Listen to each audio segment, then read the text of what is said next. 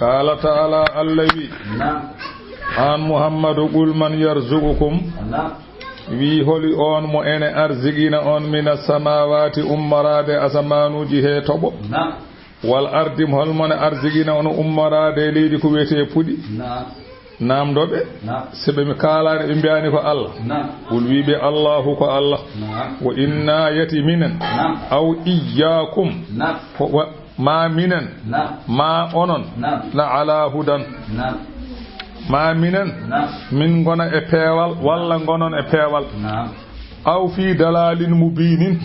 walla min gona e majjere fenje walla gonon e majjere fene ko inna no minen aw iyyakum walla onon la ala hudan ma woode hen wonɓe peewal aw fi dalalin walla woode hen wonɓe ko wiyete majjere mubinin fenje kul wiɓe la tusaluna on namdetake amma ajaramna ko min bakkodini ko wala nusalu minenne min namdetake amma ta'maluna ko golloton li anna bari'una minkum sabu minen ko min hisbe amon kul wi yajma'u baynana rabbuna en rendina hakkune men yawmal qiyamati joomi men o summa yaftahu o nyaawa baynana hakkune men bil haqqi ko wiyete gon handuɓe gonga ɓe naata aljan handuɓe ko wana gonga ɓe naata jeygol wa huwa al fattahu kanko woni nyaawowo al alimu ganduɗo ko nyaawata kul wiɓe aruni gandine kam allazina no ɓen alhaqtum ɓe ƴengiɗɗon bihi e mum suraka ko rendidiɓe e am dewal kalla gufta ɗe wona gonga koto mbiye ɗum wodani nden fimde moƴƴani bal ɗaccu kay Allah wallahu ko Allah al azizu woni polɗo e ala haali mum al hakimu ñeññuɗo e gol ko woni mi salmina caram gandine kam allazina no ɓen alhaqtum bihi ɓe ƴengiɗɗon e mumen suraka ko rendidiɓe am to banggue dewal Allah wi kalla gufto nden fimde bal ɗaccu kay huwa allahu woni Allah ko Allah al azizu mo ganduɗa polɗo e alhaali mum alhakimu ñeññuɗo e golle wala yakunu lahu sharikun fi mulkihi aranamo dendidiɗo e laamu makko wama arsalnaka an muhammad min nelanima illa kaffatan so wana dendagal linnasi wonande yimɓe bashiran ka beltinowo julɓe e naade aljan wa naziran ka jertinowo hefereɓe e lepten walakinna akhara nnas ay ko heewi e makkanaɓe la ya'lamuna ganda ɗum wa yaquluna ɓe mbiya mata hadha alwa'du ɗeɗo lepte ɗe mbiyata ene gara holde ɗe garata in kuntum sadiqina ɓayde oɗon gonɗi e ko kalaton ko kullakum wi onande on eno qul wi lakum ene wodani on mi'adu fodore yawmin nyalaw mo ganduɗa so tawi ari la tastakhiruna anhu on nennantake ga nyalawma o sa'atan fodde wala tastaqdimuna on gardinantake e nyalawma o so yonti fodde on gardinantake nyalawma o tawa yontani on nennantake kadi so nyalawma o yonti yawmal qiyamati wa qala alladhina kafaru hefereɓe makkanaɓe mbi lan nu'mina min jogorani gonɗinde bi hada alqur'ani e oɗo qur'an wala billadhi min jogorani gonɗinde nden hunde bayna yadayhi ko adire to bange tawreta e linkira addalina alal ba'si defte tindinde wonde ummital ne ngoodi e min jogorani gonɗinde ɗumen sabu min mbawa gonɗinde ummital ne woodi ummital ɓe mbi ko ala ɓe gonɗinta ɗum li inkarihim sabu yeddude ɓe ummital qala ta'ala fihim Allah ene haala e geɗe maɓɓe Allah wi walaw tara an muhammad wallahi so tawi a yiɗi isis zalimuna tumane hefereɓe mawqufuna ɓe darna nde ɓe darna inda rabbihim nde ɓe darna ɗo joom maɓɓe yarji'u ene ruttodira ba'duhum yoga e maɓɓe ila ba'din fewde yoga ene ruttodira alqawla kongo ɓene mbiya ɓeɗo ko ni ɓene mbiya ɓeɗo ko ni yaqulu alladhina ne wiya ɓen ustud'ifu ɓe ganduɗa ko loonanoɓe ɓe rewɓe ɓe ene mbiya lilladhina wonande ɓen istakbaru gongolli ɗi mawɓe ɓe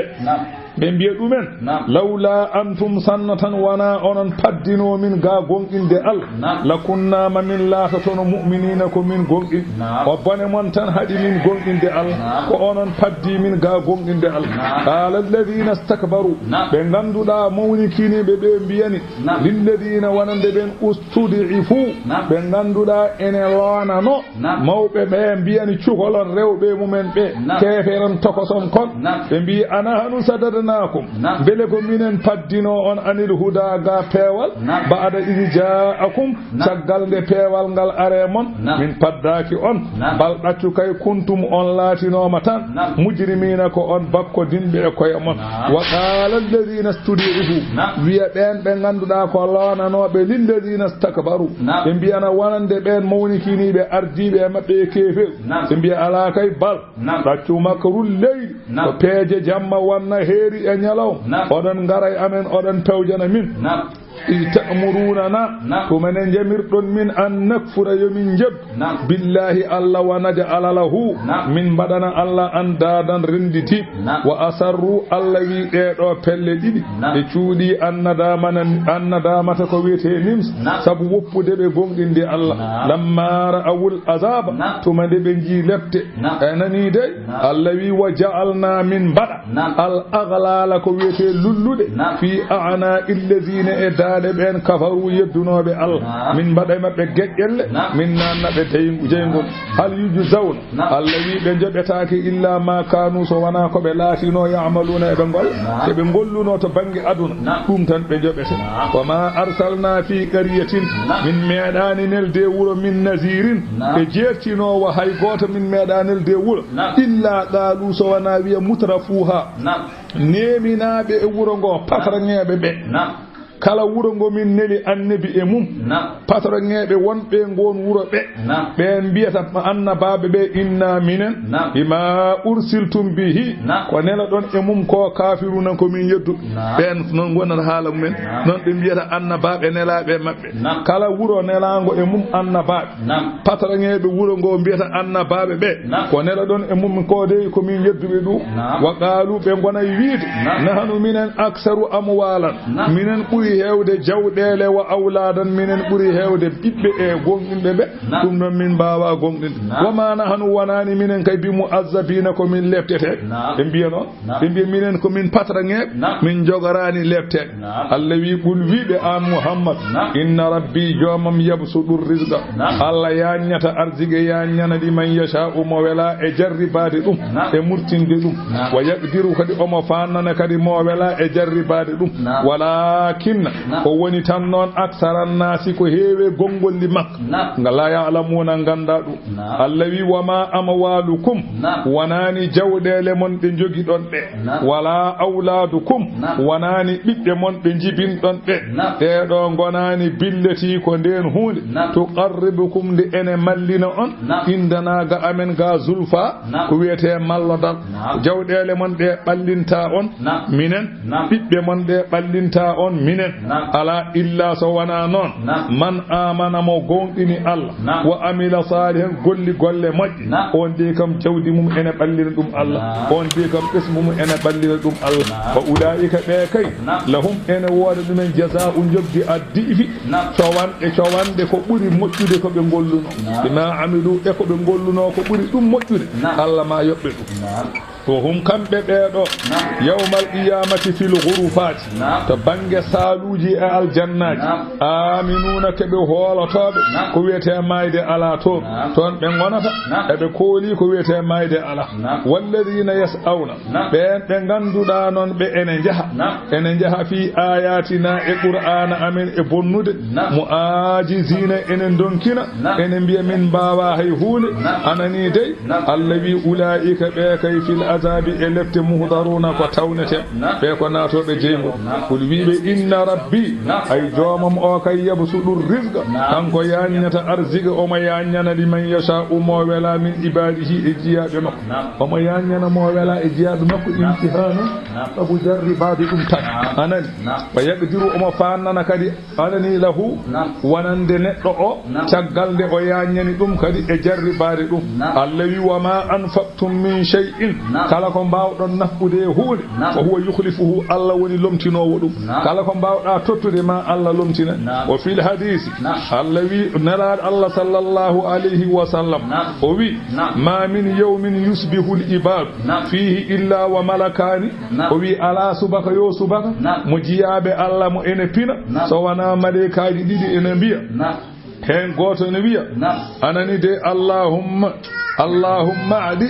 munfiqan khalafan e joomam kala mo ene nafqa ya waɗan ɗum ko ene lomto goɗɗo o wiya Allahumma adi mumsikan talafan e heyma joomam kala jogitiɗo sali nafɓude kala ko ene bonna ɗum wurtu hen ane bonande jawdi noon ene heewi façon ngaji ko bonnata ɗum guyka ene bonna ɗum ordonnance uji ene bonna ɗum fofo Allah wurtere tan ko ene bonna ɗum sa salima tan wadde jawdi ndi yimɓe ñaama ma Allah wurte mayde kam ko ene bonnande kam jaɓata kam jooɗade kam aha ma woni a waɗe rew joɓa ma woni masalan anani de a guima fereji tiɗɗi ɗi ganduɗa taw wona nder reedu fay joɓa walla ñawa ay miskina Allah ordonnance mum e patron jiidata ordonnance miskine heewani ɓurde temen patron noon ko ujunnaje 10 fewde dow yo bontan faamide kala ko ene bonnan Allah waɗa ɗum Allah waɗa sababu mum ɗum woni wama anfaqtum min shay'in kala ko nafɓuɗon e hunde to bange moƴƴere fa huwa yukhlifuhu kanko Allah woni lomtinowo ɗum wa huwa kanko Allah khayrur raziqina kala mo ene arziqina leñol mum kala mo ene arziqina galle mum akoye arziqi Allah kanko ɓuri wawde arziqinde wadhkur jangto yawma nahshuruhum jami'an ñalamo mo ndendinmiɓe kamɓe hefereɓe kamɓe pop summa naqulu lil malaikati min mbiyana malaikaji ɗi aha ulai iyyakum mbele ɓeeɗo ko onon kanu laatino yabuduna ene ndewa ɓe ndewanno ko on min namdo malaikaji ɗi min mbiya malaikaji ɗi ɓeeɗo sasiyeɓe ko onon ndewanno qaalu malaikaji ɗi jaabo mbiya subhanaka senade wodanima anta waliyuna an woni keɗɗo e gueɗe amen min dunihim ko wona kam minen min ganda ko an tan min gandi bal ɗattu kay kanu yabuduna al jinna ɓe laatinoma ɓe ndewanno ko jinneji ko ɓen ɓe ɗoftino wona minen aksaruhum ay ko heewi e maɓɓe kamɓe ɓeeɗo heefereɓe bihim e jinneji ɗi mu'minuna ko gonɗinɓe anani fima yaquluna kala ko jinneji mbi ko ɗum ɓe jaɓata qala ta'ala fal yawma han la yamliku ba'dukum li ba'din nafata yoga mon wonande yoga dewetenoɗo e dewannoɗo pop hay goto en nafata goɗɗo on a faami la yamliku anani joganta ko ba'dukum yoga mon li ba'din wonande yoga nafa an tefore wala darran ala e mon bawɗo duñande goɗɗo on lor wana qulu min mbiyana lilladhina zalamu e fereɓe min mbiyana ɗumen zuugu meeɗe azaban nari lefte jeygol allati no ngolla jeygol kuntum biha ngol laatino ɗo e mum tukazibuna oɗon pen wa idha tutula alayhim so tawi dursitama e mabɓe ayatuna qur'ana amen bayyinatin alhaali laatade ene feññini e ɗemgal nelaɗo o sallallahu alayhi wa sallam qaalu ɓe mbiya ma haza wanani o kaalowo qur'an illa rajulun so wana ko gorko yuridu ummuy kay ko an yasuddakum nde o faddoto on amma kana ga ko laatino ɗum yabudu ene rewanno ɗum aba'ukum babiraɓe mon wa babiraɓe mon ndewanno ko yiɗi ko faddade on hen wa qalu ɓe mbiya ma haza wanani o qur'ana mo haalata o illa ifkun so wana ko fenani muftarande ene heɓide to Allah wa qala alladhina kafaru jew hefereɓe ɓe Allah bonni ɓe mbiyani lil haqqi wonande qur'ana lamma ja'ahum tumade qur'ana arno e mabɓe ɓe mbi in haza wanani o qur'ana illa sihrun so wana ko bilew mubinun peñ qala ta'ala Allah wi wa ma ataynahum min gaddanani ɓe kay min kutubin e defte yadrusuna haade ɓe janga e mumen e ɓe ganda wonde qur'ana ko fenani wa ma arsalna min meɗani nelde ilayhim fewde makkanade qablaka ko adima min nazirin jertino isa halani be Allah wi holko be jeddirtuma Allah wi paama non an Muhammad wa kazzaba allazina fennino be min qablihim adinobe kono kambe beedo wa ma balagu kambe makkanabe beedo be kebani mi isara sappo balma ataynahum ko min dokkuno adibe be ko min dokkuno adibe to bange jawde ko min dokkuno adibe to bange sembe ko min dokkuno adibe to bange ngurdam juudam kambe makkanabe gonani sappo balbe se be jeddima ko min badi ben ko min don kani wadde be dum anan fakazzabu ben pennino rusuli nelabam nelanobe e mumen fa kayfa kana jew holno laturi nakiri jeddu golam gol wattande mum jewno way wattande mum ko bondeta ul wibe inna ma a'idukum min non bodo wajoro on bi wahidatin e gedel gotel hol ngel godil an taqumu lillahi onon fof ndarodon sabu Allah masana odon ngoni dido ko furada odon ngoni goto ndarodon darano sabu Allah umma tatafakkaru miccodon e koye mon gandon ma bi sahibikum ala e gondido mon o min jinnatine kaaj bidon ko kanga son mijima on gartiri hakkillaji mon gandu o wana kanga yewe tan hal ra'ayna min hadha ar-rajuli jununa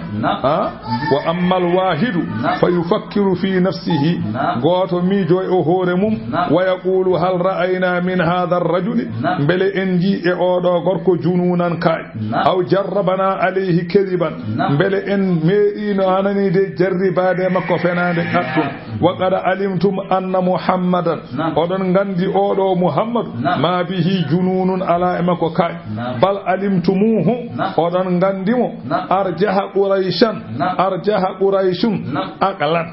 dendangal quraishiyon kobe fop kanko bure jiccude haqqille wa aw anani wa awzanuhum hilman kanko buri be pesade to bange munyal wa ahduhum zihnan kanko buri be wonde anani de haqqille kanko buri be wotinde haqqille wa ardahum ra'ayan kanko buri be fewde feer wa asdaquhum qawlan kanko buri be gomdude kongol wa azkahum nafsan kanko buri be ladde fitan wa idha alimtum zalika kafakum so dum do yoni on tan yoni so ngandiri ni kafakum an tatlubu minhu ayatan ene yona on tan de biyoto yo addu hawninde dalilu wonde ko haalanto on ko gon yewe tan no wayni waddi on ko rewde makko e gongdindem in huwa wanani o muhammad illa nazirul lakum so wana ko jertinowo wanande on bayna yaday ene be yeso do azabin lefte shadidin chattu so on gofimu bayna yaday azabin shadid qul wibe ma sa'altukum min nyaagaaki on e ko jirtin ton ko jirtinan mi ko min nyaagaaki on e ko kaalam mi ko min ajrin e jobdi yo on jobam so mi halani on mi wiyani non fa hawalakum jobdi ndi son jidi nawe la as'alukum alayhi ajran in ajriya wanani jobdi am illa ala allah subhanahu wa ta'ala wa huwa allah ala kulli shay'in kala huwa sahidun ko jellitido hen gandal qul wibe inna rabbi ay jomam o yakzifu bil haqq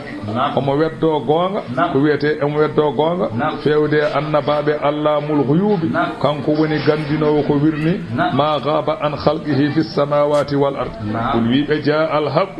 l'islam koy ari hankanti wa ma yubdi'ul badilu fenande wonta fen gonga ari fenande yaltata wa ma yu'idu jogorani heddade fenande tuttota ko batte mum wonta yi qul wibe in dalaltu sumi majji ga gon fa inna ma adillu ko majjumi ko ala nafsi koy am artata so mi majji gonga ko majjumi ko koy am artata wa ini hitadai so tawi mi fewine kadi fa bima yu'i ilayya sabu ko wahyi fewde am ko rabbi jomon ko adde wonde pewal so mi fewi pewal woni sababu pewgulam ko qur'ana mo Allah jippini amo o woni sababu pewalam fewna tami non ko Allah ko ne sababu pewgol ngol dum ko kanko qur'ana famide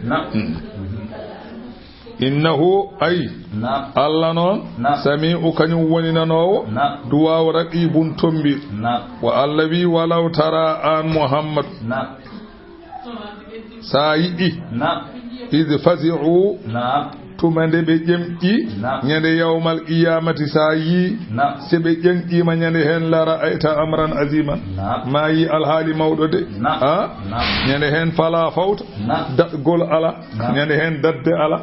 Allah wi wo ukhidu ɓe nange min makanin e nokku qaribin ɓurɗo ɓallade ko qabriji maɓɓe qaribatin min masakinihim ay nokku ɓurɗo ɓallade koɗorɗe maɓɓe to aduna al ma'ana ubidata arwahuhum fi amakiniha ruhuji maɓɓe nangama ɗo nokkuji mum falam yumkinuhumul firaru doggol dadan hagandi newantakoɓe wa qila ukhidu min makanin qaribin won wiɓe ala ɓe nanga e nokku ɓalliɗo wa hiya al quburu li jahannama tuggude e qabriji ɗi tan fewde jahannama woɗɗodirani fa yakhrujuna min quburihim laha ɓe jalta e qabriji maɓɓe tan mujarrad maɓɓe yaltude e qabriji e nadde jeygol wonata gotum la mukhlasa wala mahrab ɓoccitorgol ala jogirde ala mi doga mi yaha ɗum ala sa nangama tan mujarrad ma yaltude e qabri ma tan wonata yo Allah dandu e ɗum wa qalu kamɓe ɓe mbi amanna bihi so ɓe jalti e qabriji ɗi yawmal qiyamati wa qalu ɓe gonay wiide amanna bihi min gonɗini Muhammadu ko haalno koko gon Allah wi wa anna lahum tanawush holno wodirantaɓe bennogol wiide gonɗini min makani e nokku bahidin ko goɗɗo so ɓe gonno to aduna to ɓe mbiyama yeɓe jaɓ nelaɗo Allah sallllahu alih w sallam ko haalata ko ɓe mbi ɓe ngala hen lalti min ngala hen i joni noon ɓe dutto kadi ɓe mbiya min jaɓi ko anna lahum tanawush ɗum ne nafaɓe baba won wa qad kafaru bihi ɓe jeddino nelaɗo Allah min qablu ko adino to aduna wa yakzifuna eɓe beddo bil ghaibi e birna min makanine nokku ba'idin goɗɗuɗo anani de ɓe galana ɗum gandal ɓe mbiya ɗum wodani hay so qalu fi nabi ɓe mbi nelaɗo o sahirun sa'irun kahinun ɓe mbi nelaɗo ko bilejo ko nalanke ko wagi ɓe mbi fil qur'ani sihrun si'irun kahanatun ɓe mbi qur'ana ko bilew qur'ana ko nalankago qur'ana ko wagankago Allah wi wa hila heedama noon baynahum hakkude maɓɓe o bayna ma yastahuna e ko ɓe gowaɗa ko holko ɓe gowaɗa wiide ɓe gona julɓe Allah wi heedama e maɓɓe ɗum ɗon hankanti gasi ɓe gonta wontu julɓe kama fu'ila hono no gollirano bi ashiyaihim e nandidiɓe maɓɓe e keferu min qablu ko adinoɓe no ɓen mbaɗano ni noon tan ɓe mbaɗete sabu ɓen kanu laatinoma fi shakkin ene gone sikki muribin jandinowo e sikkitare fima amanu bihi ana keɓe gonɗini ko joni ɓen ko sikkitinoɓe ɗum joni noon ala ko nafata wona suratu fadiri simore nde ko noon nde wiyete makkiyatun wa hiya 5 aw 6 wa 40 ayatan o wi simore nde ko 45 walla ko 46 aya wone mayre bismillahi en ballinorima inde Allah arrahmani ko inde Allah arrahimi ko inde Allah alhamdulillahi dendangal jettode godani Allah fadiris samawati puddudo asaman wal ardi puddudo leydi hay goto o nyimtinani puddudo asaman wadi dum o puddudo leydi wadi dum o ko o woni Allah yettode wodani on ja'ilil malaikati mo ganduda kanyum wadi malaikaji rusulan ko nelabe fewde annababe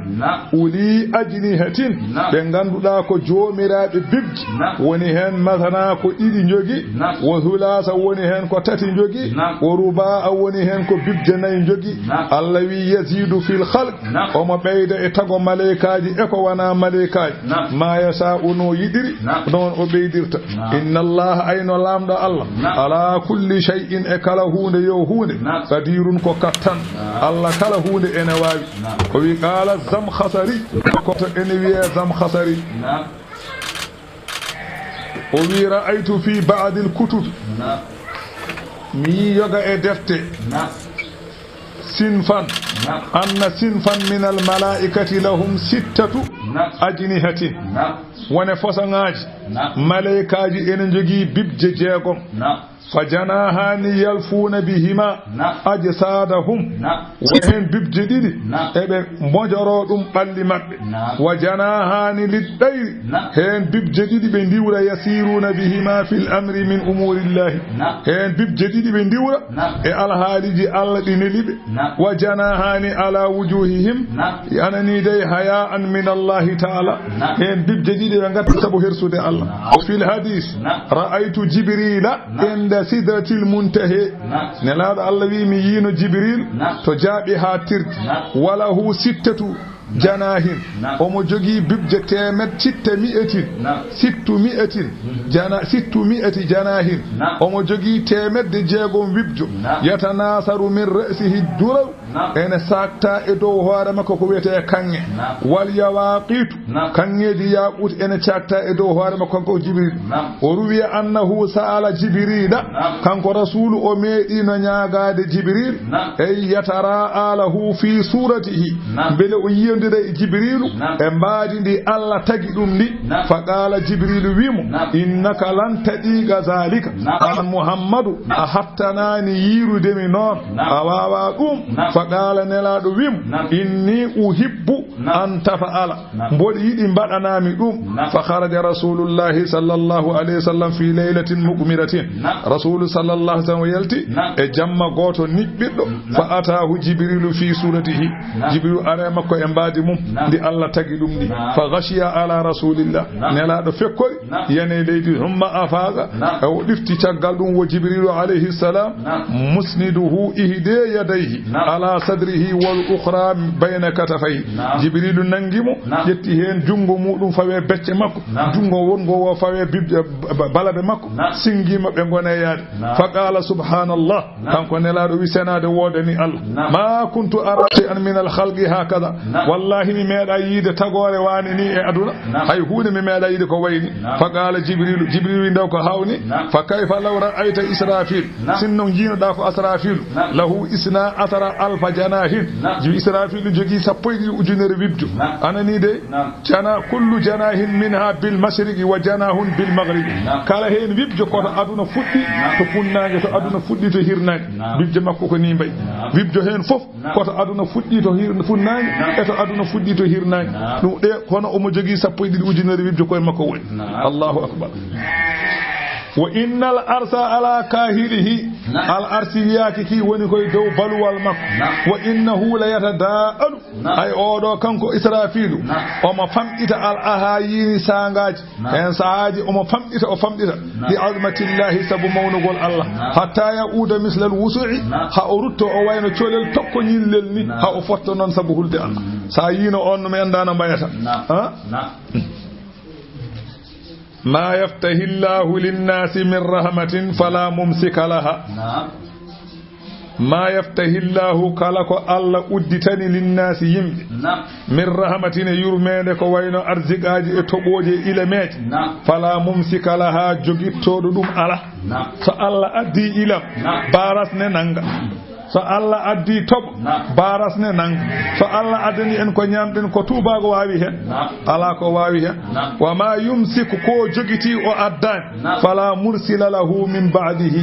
ala gaddo dum caggal makko kanko Allah so jaggi min ba'dihi caggal jaggude mo de gaddo hol on so Allah wi on nyamata hol bawde nyamminde mbele ilam ara en jabbani o salima gawi arata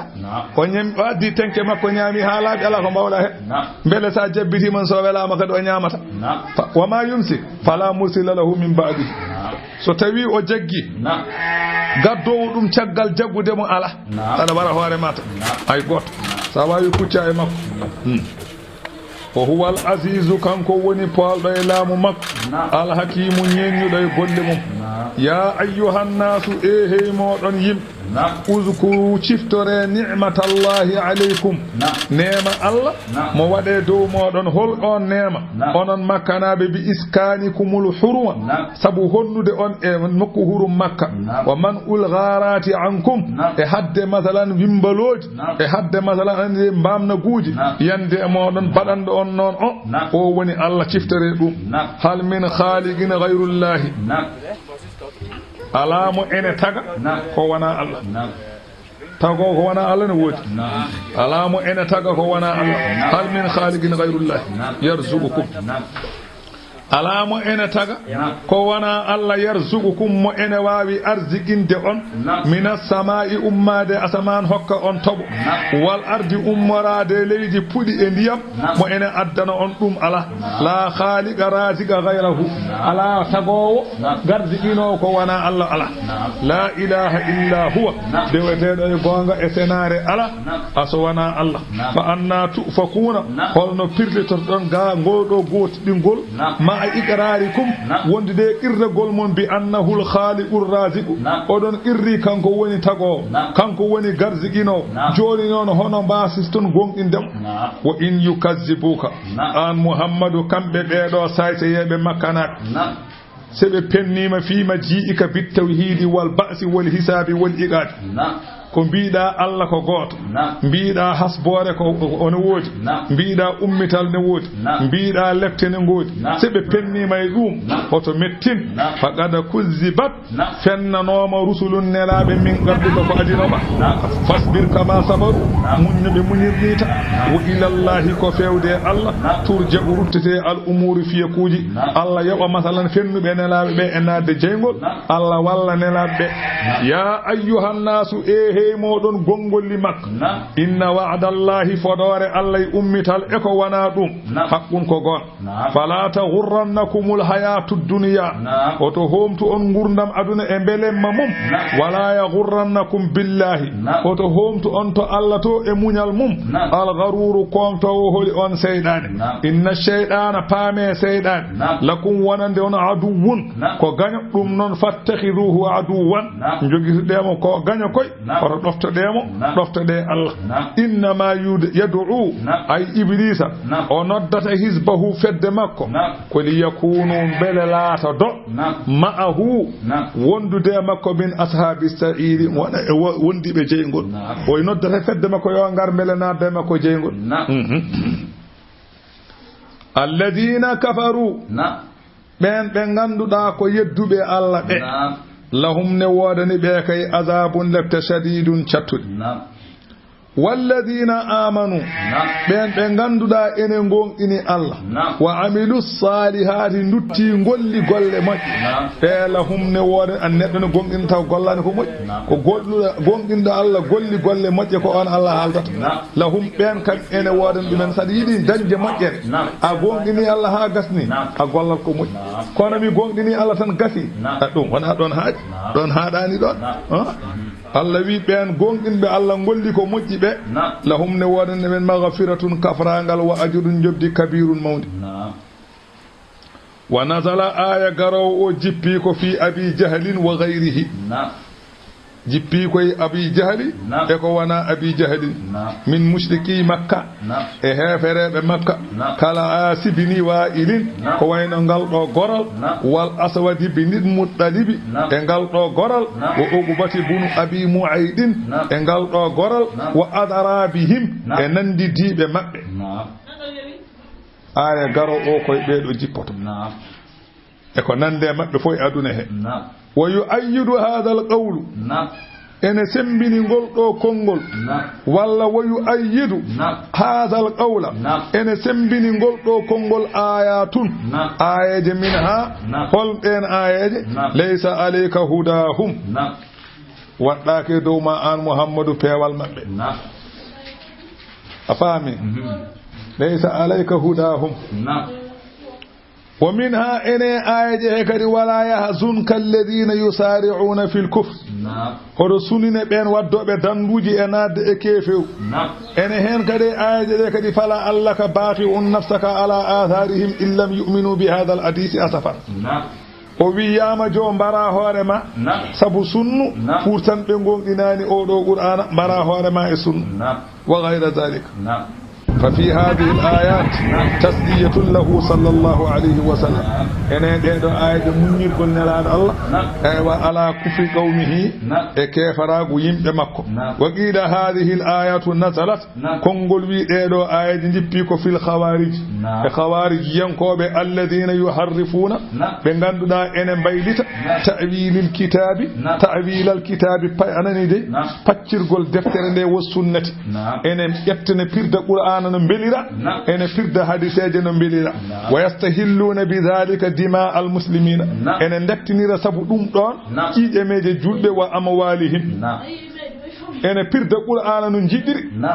ene pirda hadiseje ne jidiri pour ha daktina jawdele julbe daktina jiije meje mumen kama huwa mushahadul ana fi nazairihim onon yira joni e yerodibe mabbe hum firqatun bi ardil hijjaj ko fedde wotere nan to hijjaj e ben don yuqalu lahumul wahhabiyatu fedde de ko non diwete ene defte mon he ala ton de kebe momtu nan gaade kebe defteram he aha nan gaade kam yuqalu lahumul wahhabiyatu non fedde de wiete nan gaade mom kambe wahhabiyankobe be Allah bonni be kambe momti dum be jida dum nan don be goppat be kewi oppudon boowel non kebe saaje be goppat don boowel be goppat don boowel be badata hen kono nan be goppidon boowel mat yuqalu lahumul wahhabiyatu fi nazairihim ene toon وهم فرقة بأرض الحجاز يقال لهم الوهابية تتنايا دي دم بري كسي دي فام باتا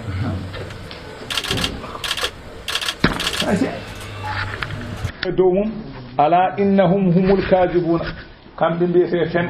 استحوذ عليهم الشيطان سيدان جالما مبه فانساهم ذكر الله شيطان او يجتني بجانتول الله اولئك حزب الشيطان او كو بي فد شيطان نعم بي فد شيطان الا ان حزب الشيطان هم الخاسرون نسال الله الكريم ادن نياغو الله تددو ان يقطع دابرهم يو تاجن ان شغله نعم كم نان دون وقيل نزلت في اليهود والنصارى وقيل نزلت في الشياطين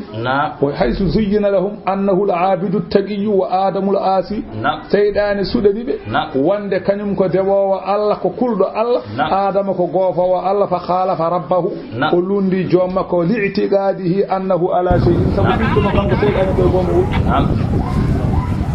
allawi aya o ko ni afaman zujjina lahu yati mo ganduda ene sudana wonande dum suu amalihi bonde golle mum ene golla ko boni pentirane golle de yoda faraahu yiya golle de hasanan eden jodi yati o do kaman hadahullah o enandi mo Allah fewni en wana goto فإن الله ألا يدل من يشاء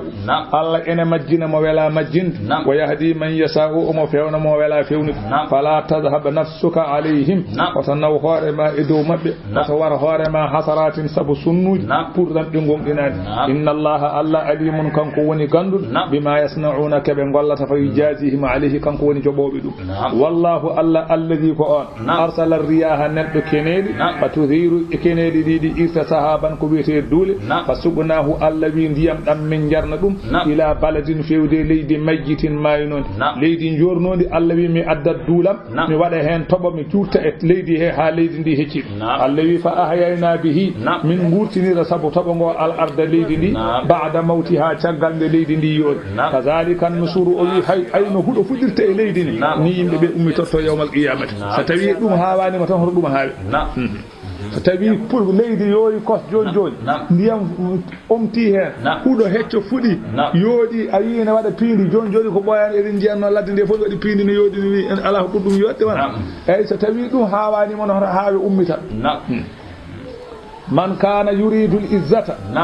kala mo laati enen muy teddungal ala fof ko jiɗɗa so wona teddungal falillahi al-izzatu jami'an ko Allah jeyi teddungal fof sa tawi teddungal jiɗɗa yewoyto Allah a heɓata so wona ɗoftade ɗum sa heɓata teddungal sa ɗiɗi heɓde teddungal ko Allah ɗoftotoɗa ilayhi koye fewde Allah yas'adul kalimu tayyibu ɓamtoto konguɗi moƴƴi la ilaha illallah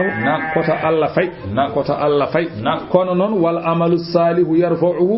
ko golle moƴƴe ɓamtata ɗum sa wi la ilaha illallah jaɓetake so wona golla ko moƴƴi sa golli ko moƴƴi la ilaha illallah o jaɓe والذين يمكرون بين بين فوجا السيئات بننديجي نفوجا نلاد الله صلى الله عليه وسلم لهم نوادن بكاي عذاب لتشديد شتري ومكر اولئك فير بيدو هو be fere ya buru woni halko fere bonde ko den halkata tefe wallahu alla kay khalaqakum alla woni tagbo on min turabin e leydi ko tagi baba adama e leydi humma min nurfatin tagal dum o tagi masalan anani de tay ba ma tobbe keddide de ko tagi dumen anani de e gengol baba adama o tagi dumen tot amma ja'alakum azwajan o wadi on kon fosongaji rewbe war wa ma tahmilu min unha medani wonde reedu deb wala tad'u medani jibin illa bi ilmihi so wana e gandal Allah debbo meedani wonde reedu so wana Allah ne andi debbo meeda jibinde so wana Allah ne andi wa ma yu'ammaru min mu'ammarin ala gurnado e gurdam juudam ala junnanado gurdam wala yunqasu min umurihi ala kadi ustanado e gurdam mum illa fi kitabin so wana taw fof en windata lawhul mahfuz juudo balde e dabbido balde fof non to winda Allah ne andi hay goto rabbiditta balde wonde ko liggado mata ko dum warimo ala ge warata hay goto koko windano ko boy dum adi neddo tagere dubi million ngaji jeego adi neddo tagere dubi million ngaji jeego ko wete hoddira ko dum gila den mayda gila den kangada gila den wana joni dum kay ko mata ko Allah yidi nanude neddo jeygol tan ko nanna kadi masalan anani wiyobe non be kadi jeygol ko nannuma jeygol an gollotodo biyo yo may o ko nannuma jeygol o mo yidi dum ko wada feere bada dum biya jaha dilline sababu jaha adu si dokka dum temedin wada ko dillina mama sababu pour neddo maya walla hange bere alune nata jeygol anne nata jeygol biyo be kadi ko liggado ko dum wari be kadi nata jeygol e jabani e jabani Allah nata jeygol inna zalika wone dum do alallahi Allah yasirun en dum do wonande Allah en nebi wati dum de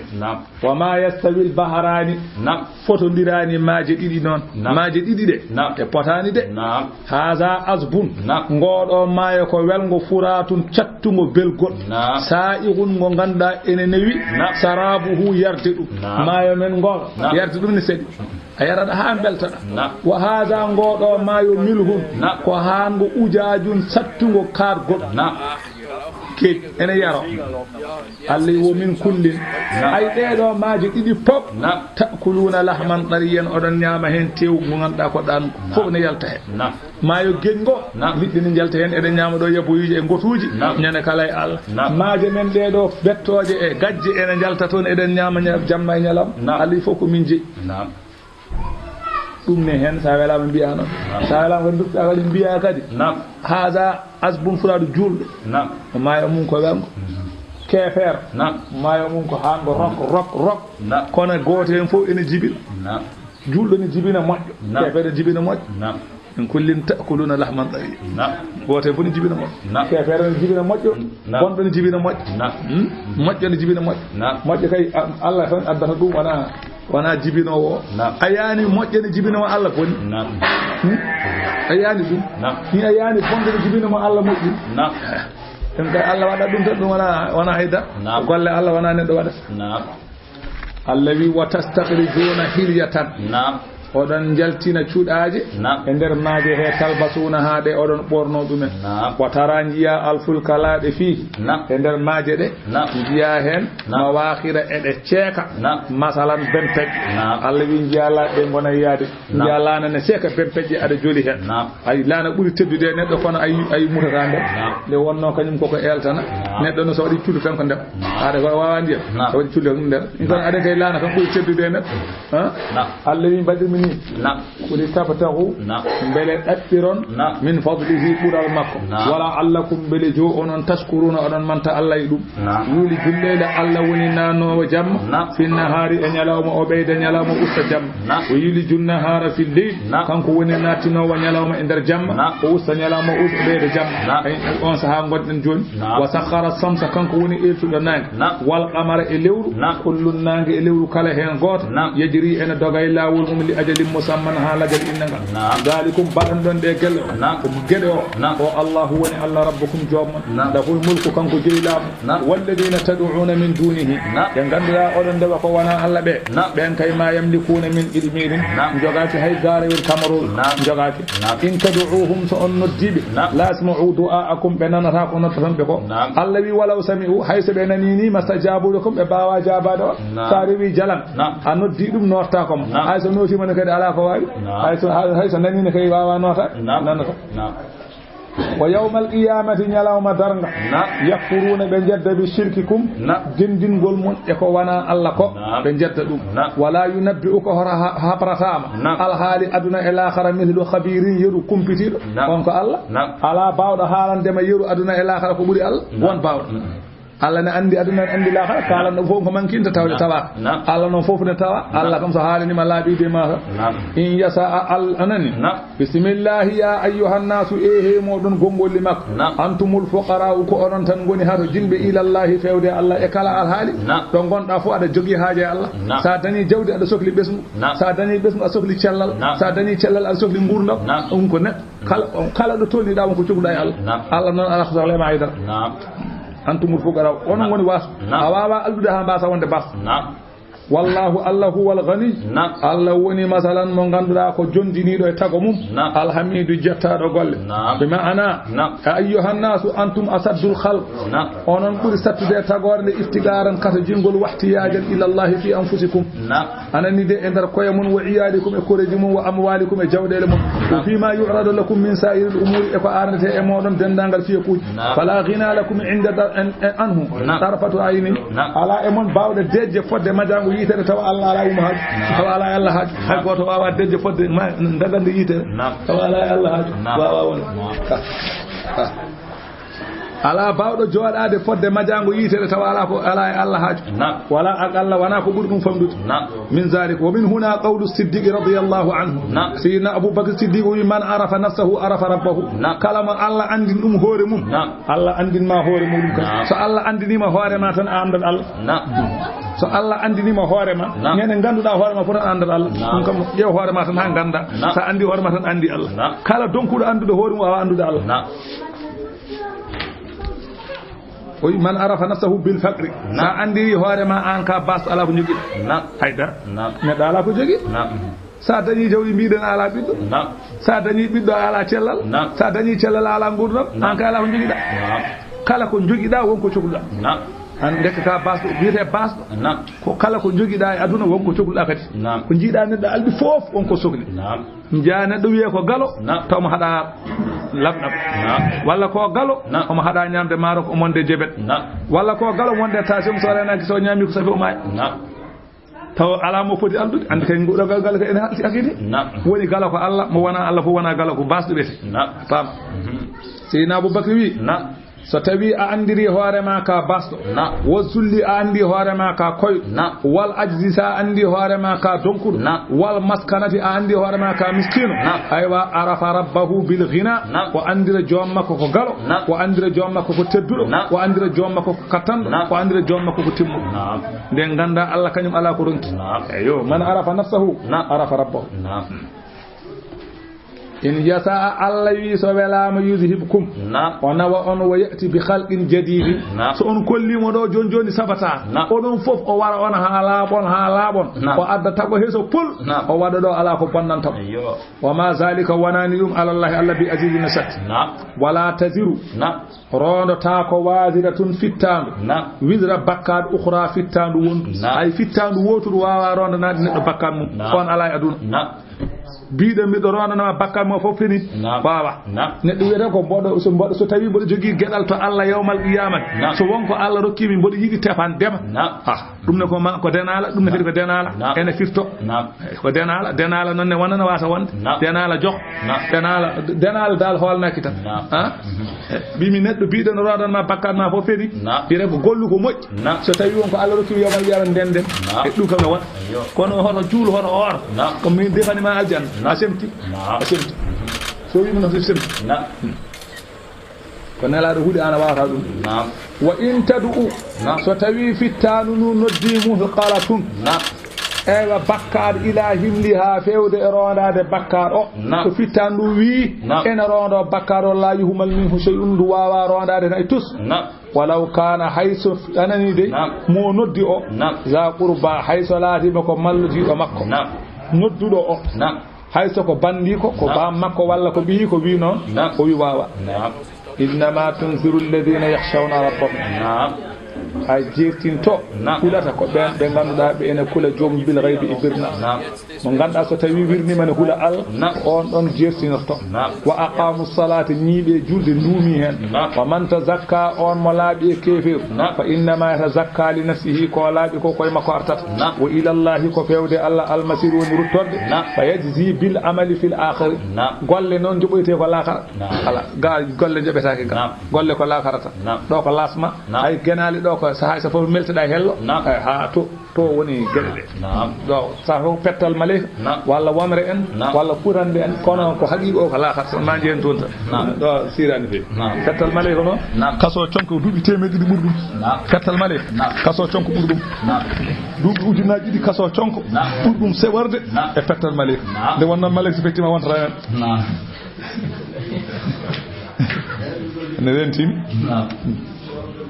wa ma yastabil a'ma wal basiru fotondirta gumɗo e jiyowo fotondirta kefeero e julɗo fotondirani wala zulumatu wala nuru niɓɓe e annoraji fotondirani wala dillu wala haruru uubi e nguleji fotondirani ko goto wa ma yastawi al ahya'u wala al amwat fotondirani wurbe e maybe wana goto fof de ko julbe hefere fof patani inna allaha allah yusmi'u man yasha'u allah woni nanno mo wela nannude o jabono dum wona juldo wa ma anta wanani an bi musmi'in adawabi nannude man fil quburi ben baybe maybe tawi ara nannude nana nana o wi awawa kefere nanata in anta wanani an muhammadu illa nazirun so wana ka jertino tan halan be tan sebe belabe bada se bela be jodo inna minen arsalnaka bil haqq min nelima e gonga bashiran ka beltinowo e kala notido ma ada beltino dum e nadde aljanna wa naziran ka jertinowo kala jeddudo e nadde jeygol wa in min ummatin ala lenyol yo lenyol illa khala fiha so wana bennino e mumen nazirun mo ene jertina kala lenyol bennunongol won jertinowo benni wa in yukazzibuka so makkana be pennima an nelar allah faqad kazzaba allazina fennina ben min qablihim adinabe ja'atuhum addanina rusuluhum nelabe mabbe bil bayyinati hujjaji bangudi o bil zuburi e defte ibrahima o bil kitabil muniri e defte de ganda ko nurdude tawrete e linjila fasbir kama sabaru munbe munirnoni kambe ne munyi anne muntan summa khatul ladina istaqaldum min nangi ben kafaru yeddunobe sabu pennugol mumen jew fa kayfa kana holno laturi nakiri jeddugolam wattande mum jewno way alam tara bela anda anna allah allah anzala minas samaa'i kanko woni jippinde ummade asman ma andiyam allawi fa akhrajna bihi min jaltiniri sabu ndiyam dana samaratin besnoje de ganduda mukhtalifan alwanuha ina lutondiri mbadiji men de ko bulaji de ko baleje de ko bodeje o minal jibali kaaje de ne kadi ene hen kadi judadun laabi di ganda bidun daneji o humurun kadi e kaaje bodeje mukhtalifun alwanuha ina lutondiri masalan mbadiji mum wa gharabibu ene kaaje kadi sudun baleje kadi de ganda kewde didi baleji wa minan nasi ene yimbe kadi waddawabi en dabeje kadi wal an'ami ene maraji kadi ene hen kadi mukhtalifun alwanuhu ko lutondiri mbadiji mum bele yimbe fo nan bele dabeje fo nan ko nonta Allah wi ko nonta wi wana yimbe fo nandaaji dabeje fo nandaaji ne maraji fo nandaaji besnoje fo nandaaji Allah wi inna ma yakhsha Allah ay ko buri wawde hulde Allah min ibadihi e jiyabe mum al ulama ko andu buri wawde hulde Allah ko gandu ma ganda hunde ne kula sa anda hunde wana so ma anda hunde no huldata dum sayi Abubakar Siddiq wiya kanyum buri fo hulde Allah ko addani mo dum at burde mo yimbe fo andude Allah o buri yimbe fo andude Allah ko dum addani burde yimbe fo hulde Allah o wi anna khasiyata Allahi shartu hal ilmu wal ma'rifatu bihi sharti hulde Allah ko gandal e andude Allah faman istaddat ma'rifatuhu li rabbih kala mo satti gandugol mum Allah jo anani kana akhshahum lahu kanyum burata hulde Allah walida warada fil hadith elad Allah sallallahu alaihi wasallam wi ana akhshakum lillahi onon pop min bur on hulde Allah wa ataqakum lahu min bur on reyantade Allah anani bimi min buri on hulde Allah min buri on rentade Allah ina laad Allah kay ani buri en andude Allah burden andude Allah non buraten hulde Allah alay sab ay lam kala burdo ballade lam buri hulde wadde déserteji won ay an joni yaadem do Amérique joni nawa dentité debbo dum mama kono festo dudduni kono ministère sousa wadde dum nde wonno en andi luwa nde so jaggama tampa sabu o lollat an joni sa jaggama yaltata hay radio yaltata e télé kono kala ne ministère nabi passeport debbo nabi visa debbo fay Amérique so nangam aduna o fotinat ministère leydi kaari addi leydi kaari passeport debbo lol wade journaluji e fodde duuɓi ne halte an non hay goto tinata hay anniya tinata hay sa jaggama moftere tan so boyi nawteɗa nde wonna ɓe jaggino ka ɓoccon anda nangete ko ganduɗo mo anda kay ɗum woni innama yakhsha allaha min ibadihi l ulama ene jangire noon innama yakhsha llahu min ibadihi l ulama ene jangire noon paama ɗum woni maana mum nden firata innama ya'zumu llaha min al innama ya'zumu llaha yu'azzimu llaha min al ibadi al ulama'u ɓuri wawde mawninde Allah e jeyaɓe fof walla innama yu'azzimu llahu min al ibadi al ulama'a Allah ɓuri wawde mawninde e jeyaɓe mum ko anduɓe nden noon pirta ayo nden noon pirta ayo so tawi wara fiɗi o wi hol pourquoi ɗum wadde Allah ɓuri wawde mawninde e jeyaɓe ɗum ko anduɓe holko woni sababu mum o wi li kawnihim a'rafa an-nasi bi rabbihim sabu ɓurde ɓe andude yimɓe ɓe Allah ɓuri mawninde ɓe kamɓen wa atadalahum kamɓe ɓuri rentade Allah fal wajibu ala an-nasi ta'zimuhum wadde nden wadɗo yimɓe ɓe mawninde ɓe wahtiramuhum e hormade ɓe iktida'an billahi ta'ala sabu ñemtinde Allah fa inna Allah akhbara annahu yu'azzimuhum wa yajulluhum Allah ene haalana ene mawnini ɓe ene teddini ɓe wadde ene teddinan ɗum woni maana o innama yakhsha Allahu min ibadihi al-ulama so tawi yoyi noon inna allaha Allah noon azizun ko polɗo e laamu makko ghafurun jafatoɗo bakkatuji jiyaɓe makko inna alladhina yatluna ɓen ɓe enen dursito kitaballahi deftere Allah ɓe enen dursito qur'ana wa aqamu salata enen ñiiɓe julde goppani wa anfaqu ene nafqi mimma razaqnahum ko min garziqini ɗumen ko ene nafqa hen sirrane sunde wa alaniyatan e cuuɗidi ɓe yarjuna ɓeede ene jorti tijaratan julagu ganduɗa lanta buura ngu halkotako Allah wi ngun julagu noon Allah wediri noon ko li yuwaffiyahum pour Allah timminana ɓe ujurahum jobdiji mabɓe ñande yawmal qiyamati wa yazidahum Allah ɓeydana ɓe min fadlihi e ɓural mum innahu Allah ghafurun kanko woni jafotoɗo bakkatuji mabɓe shakur mantowo ɗoftaje maɓɓe walladi awhayna ilayka min alkitabi o wi nden hunde ne min mbahi fewde ma an Muhammadu e qur'ana wal haqqu nden hunde ko gonga musaddiqan lima bayna yadayhi e de qur'ana o ene gonɗini defte gadiɗo nde inna allaha Allah bi ibadihi inna allaha Allah basirun ko jiyowo anna Allah la khabirun ko kumpitiɗo basirun jiyowo bi ibadihi e jiyaɓe mum omo andi yimɓe ɓe nder mumen hono no andi boobal humma awrathana Allah wi min dokki alkitaba qur'ana Allah wi min dontini qur'ana o leñol ma an nelaɗo Allah sallallahu alayhi wa sallam min dontini ɓe qur'ana o min dontini ɓe qur'ana o eɓe ndewra ɗum Allah o wi sanani noon awrathana alkitaba alladhina istafayna Allah wi min dontini qur'ana amen e jiyaɓe amen ɓe min ɓuri suɓade istafayna min ibadina ɓe min ɓuri suɓade e jiyaɓe amen ɓen gon noon leñol nelaɗo Allah sallallahu alaihi wasallam fa minhum ene leñol nelaɗo Allah noon zalimun li nafsihi tonɗe koye mumen gollata ko moƴƴi mbaɗa tan koko boni ene mbaɗa ɗon ko moƴƴi cetta kono ko boni ɓuri hewde ene leñol nelaɗo Allah waɓe noon gollata tan koko moƴƴi koko boni tan ene mbaɗa ko moƴƴi kono ko serar ko sahaaji arata kono ko leñol nelaaɗo Allah noon ɓe jeeya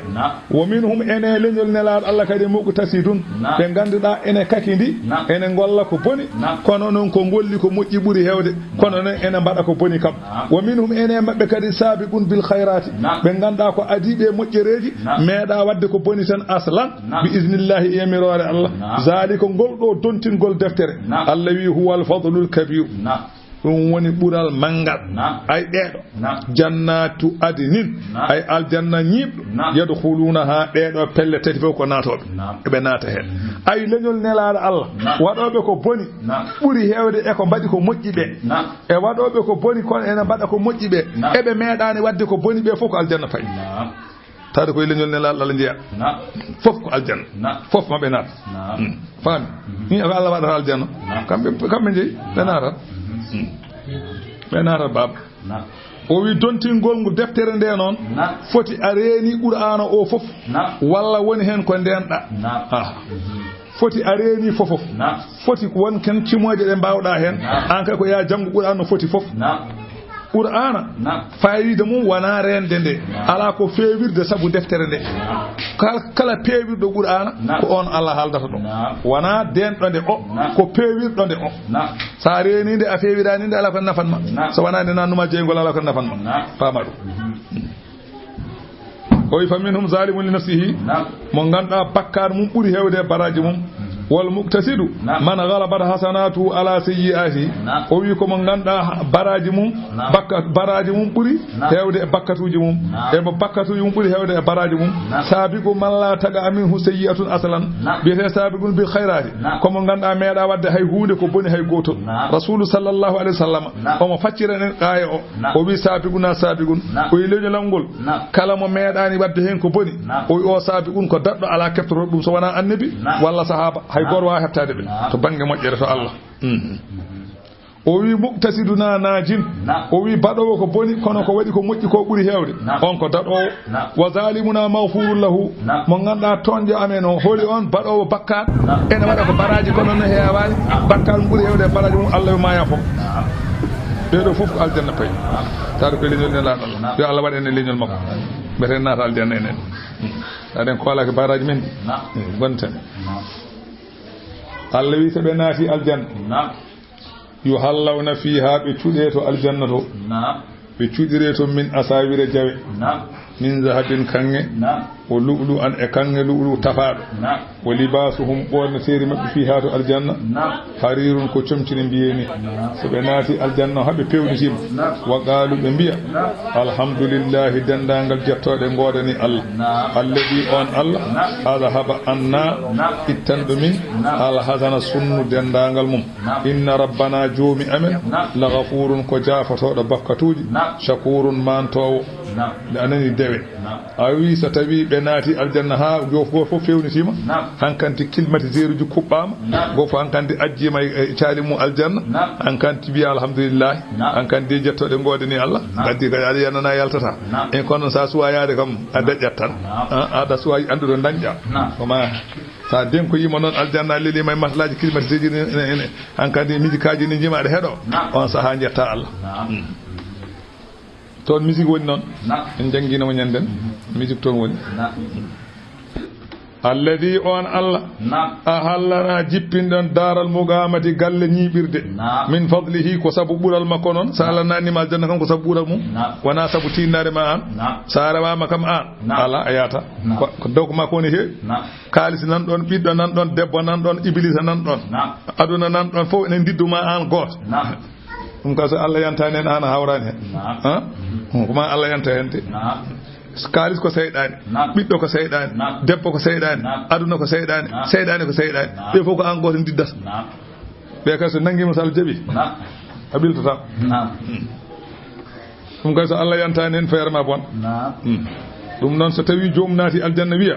mi yetti Allah alladhi on ahallana jippinde min daral muqamati galle ñibirde min fadlihi sabu bural mum la yamassuna fiha hebata min e der aljanna he nasabun ko wiyete tampere wala yamassuna fiha lughubun memata min ko wiyete ton anani de donkugol ala ton an kada ala ko min donkata walladhina kafaru ben be ganda ko yeddube lahum ne wonbe ben naru jahannama jeygol ne wieni allawi la yubda alayhim e baratake ton to lakhara se be naati jeygol jomum mayata anani de dum woni faya mutu sakobe maya balde mabbe gasata faya mutu sakabe maya be pofto wala yukhaffafu anhum be koy finantake min adabiha elete jeygol fodde dagande yitere kazalika allawi no min jubirini ni be do hefere be nabbe jeygol be poftata ni najzi min jobirta kulla kafurin kala mo ganduda ko jeddunodo Allah ni min jobirta dum o hum kambe nabbe jeygol fiha e jeygol he yastarikhuna e be pamno be mbi e way heeli o way heeli o be gona wiide non be gona wiide feere amen de boni minen de min dañi bone kono non gasata be gona wullude daade dow e be goya kono non hay goto nanata bojji di kam hay goto de wonno to be gontu no woy o wi noon inna ba'da ahli an-nari yukhaffafu anhum wiyama noon won yimɓe naɓɓe jeygol ene koyfinane lette ko wayno abi dalibin en abu lahabin en lima warada anna rasulallahi sallallahu alaihi wasallam tasfa'a fi abi dalibin fa nuqila min dakhda'in min narin wiyama kanko abu dalibin nenoɗo nelaɗo Allah sallallahu alaihi wasallam ha maayi o binoɗo nelaɗo hay hunde yettotako mo o hay hunde mematamo o nde wonno o wonano julɗo alay sago o nata jeygol wona kono noon nelaɗo ñaganimamo mo Allah Allah egginamo nder to état biyeteɗo gonɗo less o Allah egginamo to o waɗane paɗe omo yaara e jeygol he yagli min huma noon dimagahu ay paɗe ɗe so ɓonimade ngani makko wona e fattude kono ɗum taw ko poftinaɗo seeɗa mbimo ɓornota paɗe ɗe omo yaɓɓa e jeygol he ngani ndi ne fattano barme fatirte ngandi wona e fattirde noon kono noon ko poftinaɗo seeɗa ɓe kay wayatano ɓe tefanaka ɓe kay goto andado mbayata en kay o warada anna aba lahabin yusqa fi nuqrati ibahamihi ma'un kulli laylati isnayni li itqihi jariyatu huwaybatu hina basharatuhu bi wiladatihi sallallahu alaihi wasallam abu lahabin bamum nela sallallahu alaihi wasallam mo jiidi e bamum baba o wiyama kanko ne jamma jofde altine fof omo yarneɗo e nduɗo feɗendu ɗo o waɗaneɗo guddel omo yarda ɗum ndiyam seeɗa e nder jeygol he o yarda ɗum dihal seeɗa pour holko addani o dañji ɗum jamma mo nelaɗo Allah sallallahu alaihi wasallam jibinano omo jogino korɗo no wiye Huwaybatu ari habrimo wimo Aminatu dey jibini joni o wino o wi ko woni o wi ɓiɗɗo gorko wiyami rimɗinima saabu weltade mo ñande nelaɗo Allah jibinanode on jamma kala de altine arti omo rokkeɗo ɓulel ndiyam seeɗa o wona yarde e nder jeygol he o natta aljanna kono mo yardi halkal kam hadi wonade aljanna ko gognan nelaɗo ndeke so gogni nelaɗo natanno de ndeke gonɗinde nelaɗo tan woni ko ɓuuri sirde ko mbimi wona moƴƴo jibindema siri ko wonde moƴƴo siri ko wonde moƴƴo wona moƴƴo jibinde nde ɓuri hulɓinade ko bonɗo wonde bonɗo so moƴƴo jibinima woni bonɗo ala ko nafan ma sa woni moƴƴo bamma woni bonɗo ala ko bonnantuma ayda an kay moƴƴuta babam ko boɗejo nenam ko boɗejo mi wamba ɓe mbi yalla wajjande hoore mum sa haarino hanki a haarani hande wona fan ma hanki de mi haari ni hande no batta feere ko kaara ɓuuri sirde babam ko karnoɗo yalla haarde tan ɓe naata jeygol ngol eɓe ngulla ɓe mbiya feere boni ɓe mbiya rabbana joomi amen akhrijina yaltin min e jeygol he na'mal salihan beele min golla golle moƴƴe gayre alladi taw wona ɗen golle kunna na'malu ɗe min gollanno aha Allah ɓe mbiya Allah yaltin min jeygol min paata aduna min golla golle moƴƴe ɗe min gollano joni Allah wiya ɓe i awalam no ammirkum beele min gurnano on maano on waktu yatazakkaru fihi ene micco hen man tazakkara mo ene micco beele mi wurnanoma waktu mo aɗa anda Allah wa ja'akumun naziru nelaɗo arino e ma holko jaabiɗamo fazuqu Allah wi ɓe meeɗe ay ɗum ɗo ko meeɗen famali zalimina alana hefereɓe min nasirin kaɗowo let inna allaha Allah alimu ghaibi Allah woni ganduɗo ko wirni as-samawati asamanuji wal ardi e leydi innahu Allah alimun kanko woni ganduɗo bi zati suduri ko wone ɓer walladi kanko woni on ja'alakum badɗo on khala'ifa onon goni lomtiɓe fil ardi e leydi faman kafara kala e mon mo yeddi fa alayhi kufruhu ko yeddi ko jaayiya mum koye mum artata wala yazidul kafirina ɓeydata hefereɓe noon kufruhum jeddugol mumen inda rabbihim to jomu illa maktan so wona tikkere wala yazidul kafirina ɓeydata hefereɓe kufruhum jeddugol mumen to Allah illa khasaran so wona perte kul wiɓe ara aytum kabre kam suraka akum alladhina jaleŋeji mon ɗin tad'una ɗi ndewoton min dunillahi ko wona Allah mbiɗon ko rendidiɓe Allah aruni kabre kam kamɓene maga khalaqu holko ɓe tagi min al ardi e leydi wona mbiɗon ko ɓe Allah iso neɗo woni Allah kay wodata ko waɗi kamɓene holko ɓe mbaɗi am lahum shirkun walla ene woode ni ɓe jeyal wondude e Allah fis samawati asamanuji nde Allah waɗata asaman nde eɓe kemnanno ɗum ɓakke am ataynahum kitaban walla kamɓe ɓeeɗo heefereɓe wiyeɓe Allah goɗɗo no woodi ko wona Allah min dokkuɓe deftere fa hum kamɓe ala bayyinate eɓe hujja min e ko ɓe kaalata ko won deftere nde ɓe jangi ɓe jiiɗum hen bal ɗaccuni in yeidu zalimuna fodanta heefereɓe ba'duhum yoga mumen ba'dan yoga illa ghururan so wona komte inna allaha Allah noon yumsiku samawati Allah woni jogitiɗo asaman wal arda Allah woni jogitiɗo leydi an tazula hade majji iwde place uji majji Allah jogiti leydi hade iwde place mum Allah jogiti asaman hade iwde place mum ko Allah jogi hay goto jaga in jeew asaman ayi palal wana huɓere ma joni so tawi wiine ene oño seeɗa wona addata calɗi ɗum goɗa e wadde aɗa toga ni asaman won meɗɗo wadde noon Allah wi kañum jeggi yo asaman no wayyaji wala in zalata Allah wi wallahi asaman o so dirti walla leydi ndi so dirti ɗo woni ɗo wallahi in amsaka huma ala bawɗo jogitade ɗi min ahadina goto min baadihi ko wona Allah hay goto wawa jaggude asaman so wona Allah innahu Allah kana o serani haliman ko munjo gafuran jafotoɗo wa aqsamu kamɓe hefereɓe ɓe gondi billahi ɗo Allah jahada aymanihim kamɓe makkanaɓe ɓe gondino ka tudi gondode mabɓe holko ɓe gondi ɓe mbila in ja'ahum nazirun wallahi so tawi jertinowo are mabɓe la yakununna maɓe laato ahada kamɓe ɓuri fewde min ihdal umami goto e leƴƴi masalan anani leƴƴi goto e yahudiyankoɓe kamɓe ɓura ɗum fewde walla annasara en kamɓe ɓura ɗum fewde andi annasara en mbi kañum ɓuri fewde aduna o fof yahudiyankoɓe mbi kerecieji e catholiqueɓe mbi kañum ɓuri aduna o fewde makkanaɓe minen somin dañi annabi minen ɓurata ɓe fewde ƴeew falamma ja'ahum nazirun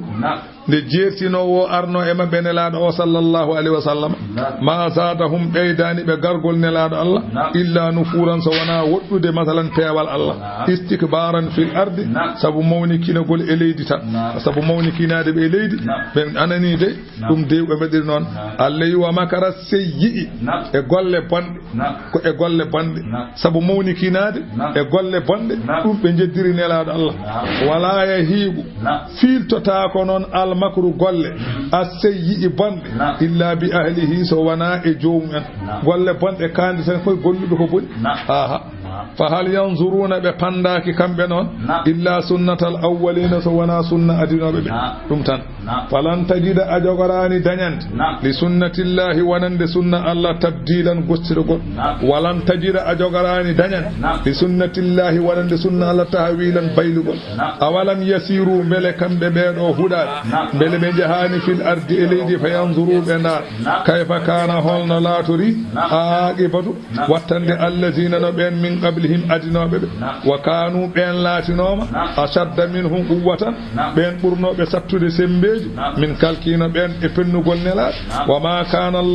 Allah non siforat li yujizahu en ronkina min shay'in hunde ay hunde ronkinta Allah fi samawati asmanuji wala fil ardi wana leydi ala ko ronkinta Allah andani ko woni asman andani e ko woni leydi innahu Allah kana sera aliman ko gandudo gede pop gadiran katan mabbe he Allah wi walaw yu'akhidu Allahu an-nasa sannatan Allah ene jaggiranno yimbe bima kasabu sabu ko paggirno e bonandeji so tawi Allah jaggiri yimbe ko paggiti e bonandeji ma taraka o woppata ala zahariha e dow leydi he min dabbatin e daba so Allah jaggiri yimbe bonan so Allah jaggiri yimbe bonne daagu mumen Allah jaggiri yimbe hudeedi mumen o woppata daba e leydi he Allahu an-nas so tawi Allah nangirino yimbe be bima kasabu ko paggiti e goofidi bonandeji di mbaden di so Allah ciftino men mayde ngeljata en ما ترك وقتا على ظهرها دو ليده من دابة دابة ولكن كون يؤخرهم ومن نام نبي إلى أجل مسمى لجل إنغال فإذا جاء أجلهم فتبي أري لجل مأب فإن الله الله كان سيران بصيرا كوجيو بإباده إجياب مك فيجازيهم كان كون جبوا على أعمالهم يقول لجمب بإرهابة المؤمنين وإيقاب الكافرين برجد جلب إلبت دهافرين سورة ياسين سيمورن ديكو نون wiyete non simore nde wiyete o wi simore nde hadiseje kewde nana e mayre hadiseje kewde nana e simore he ene hen kongol nelaado Allah sallallahu alayhi wa sallam o wi iqra'u ala mawtakum jange yasin e dow maybe mon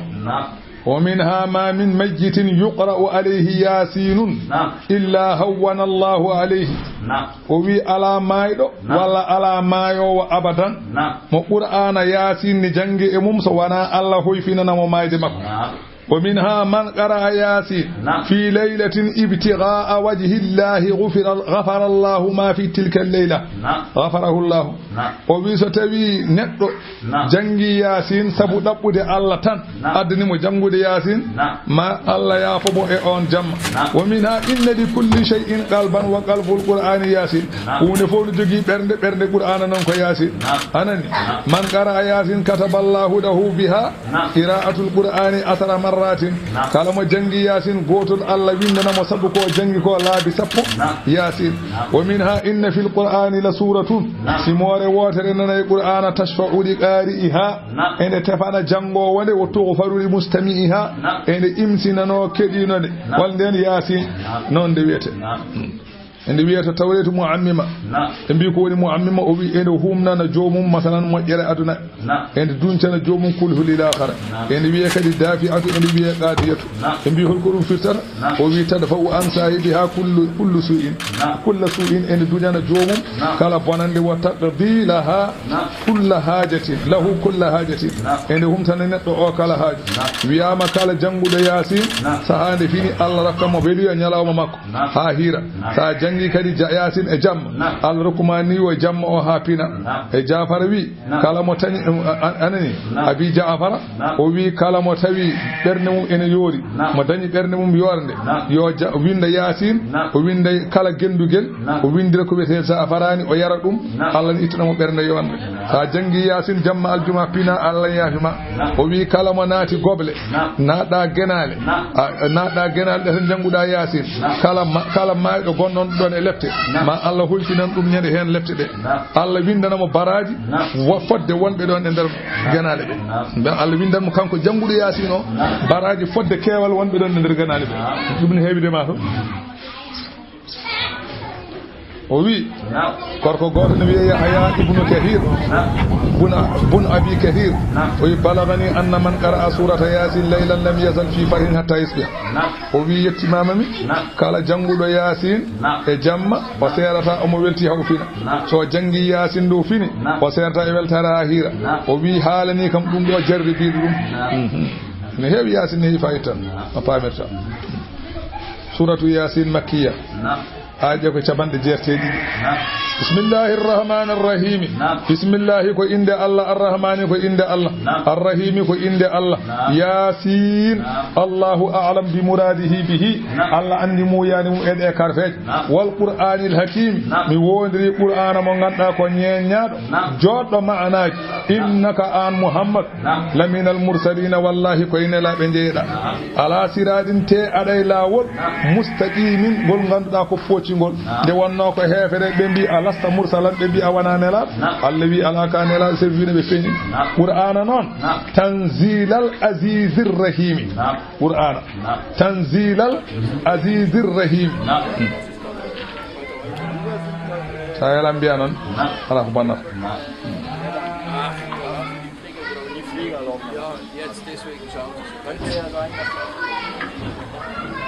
sa welam kadi mbiya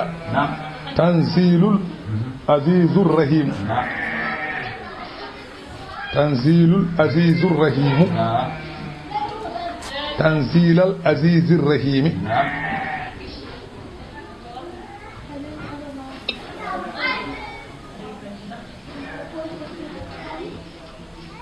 nden sawi tanzila bi maana amdahu tanzila mboɗo manta cippinade al azizi polɗo e laamu mum arrahimi jurmotoɗo mboɗo manta nden wona fi'ilu o e fa'ilu o wona mamtama so woni mubtada ubiya tanzilu woni selli ala hen ko ñaƴi no belɗa fof mbiya qur'ana ñawata weeɓa Allah wiinde jippori ko li tunzira mbele jeertinira qawman yimɓe ɓe ganduɗa ma unzira jeertinanoka aba'uhum babiraɓe mumen wa hum kamɓe gafiluna keɓe weltindinoɓe gaalimanako aha ɓen ɗon mbiyata ya jeertin lagad haqqal qawlu wallahi waɗɗima konngol ala aksarihim ko heewi e mabɓe wa hum kamɓe la yu'minuna ɓe gona gonɗinoɓe innanu minen ja'alna min mbaɗi fi a'naqihim e daaɗe mabɓe aghlalan ko wiyete lulluɗe aha ko wiyete lulluɗe wiyama aya o jippi koye abi jahlin goto e huɗaɓe emo wondi e woɗɓe ɗiɗo bani mahzumina en abu jahli wondi wi la in ra'a muhammadan yusalli la yarda khanna ra'sahu bi hajari abu jahli wi wodiri Allah so yi muhammadu ene juula ma helir hoore muɗum hayre nde ma helir hoore nelaɗo Allah hayre nde o yi nelaɗo ene juula noon o ƴetti hayre pour o weddo nelaɗo Allah nde o joofiji nelaɗo Allah tan jungo ngo rutti faata e dande makko hayre nde takki e juude he o ronki yo ya nde o rutti to yimɓe makko ɓe o haaran ɗumen ko yi ko goɗɗo o wiyete ko walidu ibnul mughirata on ɗon wi ana arda khurato an ka kulɗo reedu min mami heɗoy hoore makko o anne ari tawi omo juula anani dey tawi no wonirno ni o ummaki ɗon onne wumi ronki masalan yiide hay goto ene nana eɓe kaala kono yiyataɓe anani rutti fewde yimɓe muɗum haɓe noddimo o ronki yiideɓe ɓe noddimo goɗɗo wi onon kawni onon kuli deedi min mami yami heɗoya hoore nde ƴetti hayre tan fayi toon welliti anani de fayi to nelaɗo Allah ɓe tinani tan ne yara gaɗa haɗalde tan ha waɗe leydi toon tan fekkori ɓe mbi ko woni o wi woyi heede o wonko jiimi ne malli momin jiimi ɗon kala haldi mawdi ene dillina laati ɗum mi meeɗa yiide kala haldi foti ni mawnude mi wondiri laata e uzza somi ɓallinoma nde mani ñamannomi Allah jippini oɗa ay wi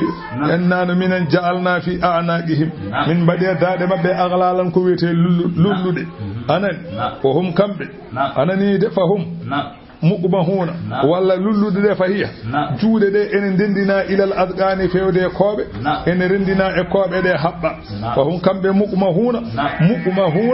keɓe ɓamtaɓe koye ɓe kani koɓe ɓamtuɓe koye mabɓe ɓe kattinta lesɗinde koye ɗe wa ja'alna Allah wi min mbaɗi min bayni aydihim to yeeso mabɓe saddan anani enen mbiyata uddode ɓe nanata wa min khalfihim min mbaɗi caggal mabɓe so ɓe naati jeygol saddan ko wiyete uddode ɓe nanata fa aghshaynahum min kippiɓe fa hum kamɓe anani min bompiliɓe fa hum la yubsiruna ɓe gona yiyoɓe ɓe jiyata kattaɓe mbiyaɓe boniri foti noon alayhim e mabɓe a anzartahum foti a jertiniɓe am lam tunziruhum walla a jertinaniɓe la yu'minuna ɓe gona gonɗinoɓe innama tunziru ay ko nafata jertingol man ittaba azzikra ko on dewɗo qur'ana wa khashiya arrahmana bil ghaibi huli Allah e birnal fa bashirhu on kam weltinir ɗum bi maghfiratin e kafrangal wa ajrin jobdi karimin tedduni inna no minen nahanu ko ta'kid no hiyil mawta minen goni wurtinoɓe maaɓe wa naktubu minen goni windoɓe alluwal he ma qaddamu ko ɓe gardinno e gurda gurdam mabbe ko moƴƴi hen e ko wordi hen pour be jobe dum wa atharahum e kala nyemtindobe anani de ko sa wadi ko moƴƴi a nyemtinama kadi baraji ma min bindan sa wadi ko boni kadi a nyemtinama ne ko non wana man sanna sannatan hasanatan falahu ajruha wa ajru man amila biha ila yawmil qiyamah non ne kay man sanna sannatan sayyi'atan falahu ajruha wa ajru man amila biha ila yawmil qiyamah sa fuddi ko boni kala nyemtindoma e den bonande ada jogi bakka sa fuddi ko moƴƴi kala nyemtindoma e den moƴƴere ada jogi baraji e ko nyemtinada ko kay dum wa atharahum e kala nyemtindobe arabe caggal mak wa kullu shay'in kala hunde yo hunde allawi ahsaynahu min tongidum fi imamin e deftere mubinin feñ deftere lawhul mahfuz wadrib lahum wadanbe mathalan tindol ashabal qaryati yimbe wurone wiye indakiya wuro wiyete non wuro wiyete indakiya afami ngon wuro haalambe tindol mum wiyama wuro ngo woni ko to Rom wuro ngo wadi ko tataji mawdi tataji di ko kaaji anani wuro ngo woni ko hakkunde kaaje anani dey wuro ngo ko 12 kilometre go wiyete ko indakiya 12 kilometre mawnugol wuro ngo ko don tolli ko gase qissa o Isa rasul Isa ibn Maryam alayhi salam ba'atha rasulayn umidina nelabe dido hawari yankobe ila ahli indakiya feewde wuro indakiya ismu ahadihima inde goto mabbe sadiqun goddo wiyete ko masdum non be wiyete o ko gomdudo o ko gomdino falamma qarabande be malli min al madinati wuro ngora ayabe ji saksan neddo yara gonaymatin lahu ena ayna dammirun mum seeda ko huwa non wiyete ko habibun najjar on woni jom yasin fa sallama alayhi be calminim fa qala shaykhu lahuma mawdo gayna ko o wi holi onon man antuma holi onon fa qala rasula Isa alayhi salatu wassalam be mbi minen ko Isa mo jam e kisal wone mum on neli min e wuro mon he nad'uukum min ibadati al-awthani ila ibadati ar-rahman yo min noddu on woppude jalangeji fewde rewde hinirante min anani mele min goppa jalangeji goppon jalangeji ndewon Allah fa qala ma'akuma ayatun o wi won be gondudon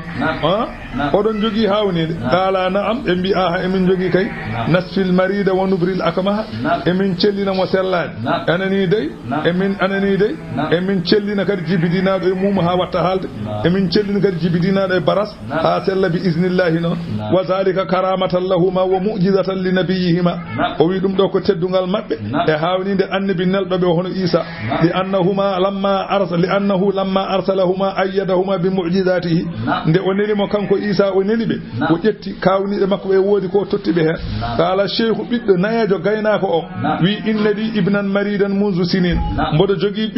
biddo o gila jibina tan sellani nan leli tan kala façon docteur e kala façon lekki e kala bindowo aya wadi kurtu hamin tamp min donki yo sellu nan don jogoy ko mayde joni non oran bidon do den cellina ngareji hen ton fanda be bimo fandalik bina nan zur halahu an yen min gi alhaali makko fa ata bihi o addi masalan cukalel ngel sellani ngel fa masaha ibnahu be memi cukalel ngel fa qama fil waqt tan ngel ummi don ngel wi ged ngel dari ngel wi kes ngel wayno wana kan ngel ni fa fasal khabaru cukalel fatta e wuro kala pottudo cukalel wuro tan wi bara wana bi kaari wi ko cukolon didon ngari do cellini kam hala ka sakte wuro he wa sufi wasafa Allah ala aydihima kathiran minan marda o wi non Allah nyaawi cellal e juude mabbe e ko heewi e nyawnobe wuro he gofo selli wa kana lahum malikun ya'budu al-asnama e be jogi lamdo nane wuro he ene rawa jalangeji ismuhu andiqa non wiyete on noddibe bi nani alhaali mabbe wuro he noddibe galle mudum wi hol onon embi minen ko min nelabe Isa o wi holko gardu don do ko battan do embi emin nodduma ummade e rewde ko wana ko nanata yiyata ndewa danowo jiyo o mbi odon jogi Allah mo wana Allah be amen be mbi aha gonu do mo o woni Allah be mabbe o woni Allah o wi ummade don hami dara alhaali modon taw hami jeewa on ma hami jeewa so fende warde on wala mo pon nde be gummi yimbe ndewe mabbe nangibe piibe boggi temedere ko tan fo boggi temedere mbadi be kaso way be ndebe piya ndebe penna be piya be bada e kaso Isa neli goddo eni wi sam'unu safi neli yo arcagal mabbe yewa alhaali mabbe ka be ngone dow mum to nde sam'una are wure he naati wuro ngo ene maski hankanti fay to galle lamɗo wondini liggotoɓe lamɗo wondini ɗumen tan haɓe cikki koye makko koye mabɓe o jeeya pour omo yiɗi humpitade sukaɓe sokaɓe alhaali mum omo wonde mabɓe omo gollita e mabɓe kala koɓe mbaɗa omo waɗa ha haala ka noon ɓe jettini ɗum lamɗo ɓe mbi won gonɗo ɗo koye amen woni kala ko mbaɗɗen ene waɗa kala ko jiɗɗen ene waɗa lamɗo o noddimo noon teddinimo wela gongol makko ɗon eɓe jewtira kanko e lamɗo o wonti conseil ministre mum kala nde o wela omo haalda e lamɗo ha waɗi ñalawma goto mo yewtude e lamɗo o wi lamɗo o min de wonko nanni wuuro he o wi holɗum o wi mi nani a sokiɗo sukaɓe ɗiɗo e nder kasoma he kanko e mabɓe gondino e kono noon lamɗo kam anda ɗum o wi wonmi nani sukaɓe ɗiɗo aɗa sokiɓe ɗo henne piiɗaɓe o wi nde ɓe nodduma ya ar e ko wona diine ma a haalde mabɓe ha nanɗa konngol mabɓe o wi hakke am tikkande ɓe ni mi ronko namdade ɓe ɗum o wi min noon kam wona noon jiirumi min jinmi ko noddaɓe ɗo ƴeewen keɓe jahara e dow mum haɓe gandini keɓe jahara ko wona kay neɗɗo ne soke tan ala ko waɗi lamɗo o yaltini ɓe kaso ɓe gari ɓe ndere yeeso mum eɓe gandi Sam'un ne andi ɗum Sam'un ne wonde lamɗo Sam'un o wi he sukaɓe holne ɗon ɗo ɓe mbi neli min ɗo ko Allah tagɗo kala hunde o mo ganduɗa dendidiɗo alana ɗum Sam'un wi he cifoɗemo so ɗon cifo kadi hoɗon junne ɓe mbi on ɗon ko gollowo ko wela ñaawowo ko yiɗi tawde ko ɗum mbiɗon Sam'un wi he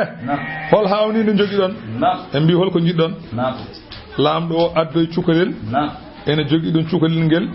ala guite ala hoore ala yeeso ala hay hunde tan ala tiinde fof ko muula udda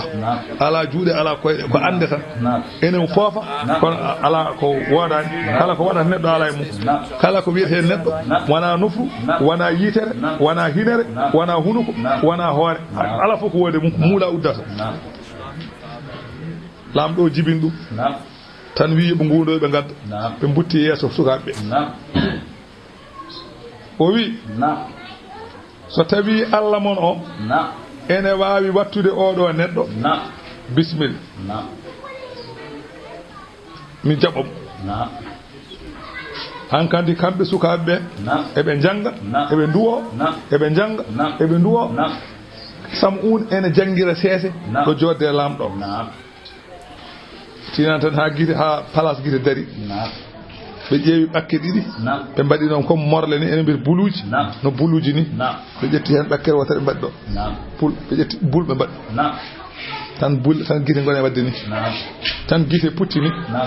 tan hunu ko yalti kine jalti lamɗo haala Sam'un wimo sa ñaaguinoma Allah ɓe maɓe ha mbaɗiri ni no Allah ɓeɗo waɗiri ni nden ma dañ teddungal Allah maɓe daña teddu lamɗo o heɓɓiti wi Sam'un an kam aɗa andi a majjani Allah men ɓe ndewɗen ɓe hay coɗɗum mbawa nanata jiyata lorlata nafata nde wonno Sam'un ne re'ade makko to jaleŋeji to ene juule lollukino haɓe cikkoydin maɓe woni taw wona hen lamɗo o wi nelaɓe so tawi Allah mon o mo ndewaton o ene hattani wurtinde mayɗo min gonɗinamo min gonɗinma e mbi Allah amen o ene hattani kala hunde ala ko ronki lamɗo o wi won mayɗo goto nanɗo fodde balɗe 7 ko Ibnu Dahaqan wiyete min goppimo ɗo min gubbanimo min mbi ko bamma ko ɗanniɗo min mbi ko ha bamma ko arta fodde balɗe 7 no mon ɗo leeli te o watti lubde min jiɗi so tawi Allah mon o ne wawi wurtindemo gurtinonmo ha bamma ko arta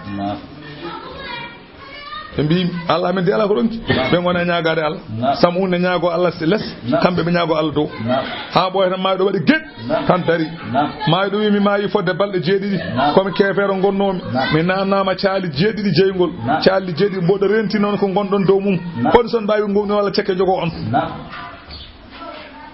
asaman o mi yi domal asaman uddirama jimi noon gorko joɗɗo yeeso omo tefana ɓeɗo tato oɗo Sam'un gonɗo e ma an lamɗo e ɓeɗo ɗiɗo kamɓe gondi so mbawi jaɓon Allah walla cekke jogo on ana ashhadu an la ilaha illallah wa anna isa ruhullahi wa kalimatu fata ajabal malik lamɗo haala nde Sam'un andi hankanti lamɗo ɗum ɗo battine muɗum Sam'un felliti haalandemo koye hade dow mum wiyama noon lamɗo gonɗini Allah ɗo wonde ɓe gonɗini Allah woɗɓe jeddi afami haala ka yene Habib Najjar yimbe mbine barabe haala ka yene Habib Najjar to wuro to on ari to doga ena haalnabe woni id arsalna ilayhim tumani min nele mabbe idnayni dido fakazzabuhuma be penni dido be fa azzazna min teddiniri bisalisin walla min cembiniri bisalisin tatabijo min gaddi tatabijo en tedido be fa qalu be bi inna minen ilaykum fewde mon mursaluna ko min nela qalu be bi ma antum wanani onon illa basharum mithluna so wana ko on bandiyankobe no min bayni tan konon mbaɗon wama anzala arrahmanu min shay'in ala ko Allah jippini hay hunde in antum wanani onon illa takdibuna so wana ko on fenot qalu be bi rabbuna joomi amen ya'lamu oma andi inna minen ilaykum fewde mon la mursaluna ko min nela wama alayna waddaki amen illa al balagu so wana jettingol al mubinu peñgol qalu be bi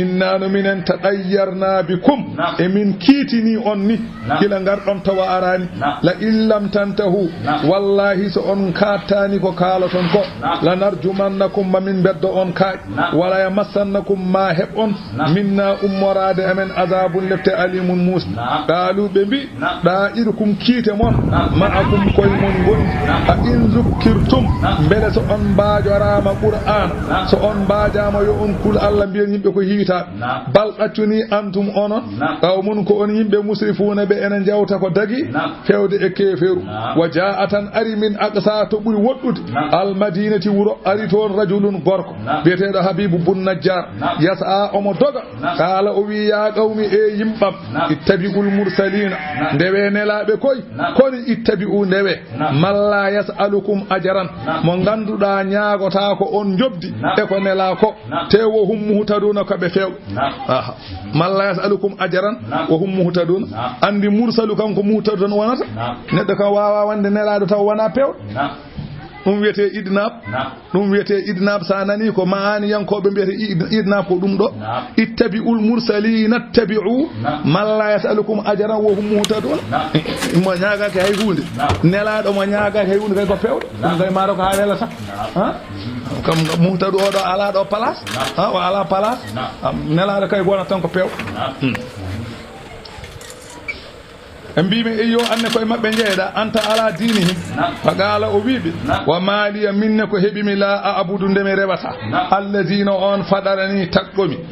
holko hadata mi rewde on wa ilayhi koy makko turja'una duttedon so on ma yoba on golle mon attakhidu mbele mi jogitto min dunihi ko wana kanko ali hatan mo ene rewe in yuridini rahmanu bi durrin so tawi arrahmanu Allah so muyi am lor la tughni nafata anni ga am shafa'atuhum tefore mume jalengeji di so tawi Allah muyi am bona non ko mbawa shay'an haytus wala yunqizuni mbawa dandudemi inni no min idan so mi rewi ko wana Allah ndende kam mami andu la fi dalalin koy majjere mu binin feñ inni no min kay amantu min kay mi gongini bi rabbikum jomman fasma'uni kedede kongolam ko kalmi ko jabe dum